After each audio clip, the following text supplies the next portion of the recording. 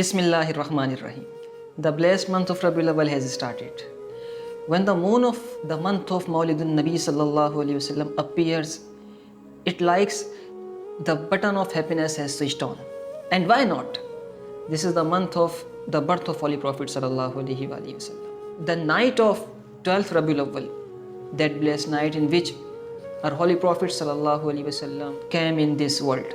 Sayyidatuna Amna radiyallahu ta'ala anha said, when Holy Prophet sallallahu alaihi wasallam was born, he was prostrating. She said that when Holy Prophet sallallahu alaihi wasallam was born, it had surma in his eyes. She said that when Holy Prophet sallallahu alaihi wasallam was born, it like if his hairs are oiled.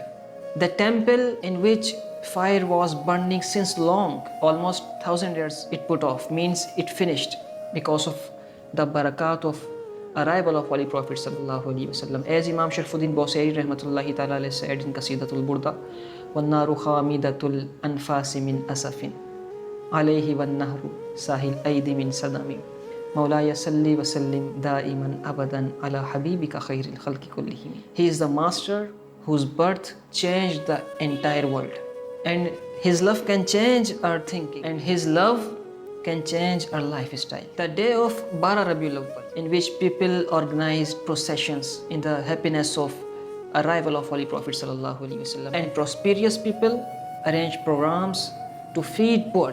People attribute their love and praises towards Holy Prophet sallallahu alaihi wasallam. He is blessings for humanity and all the universe.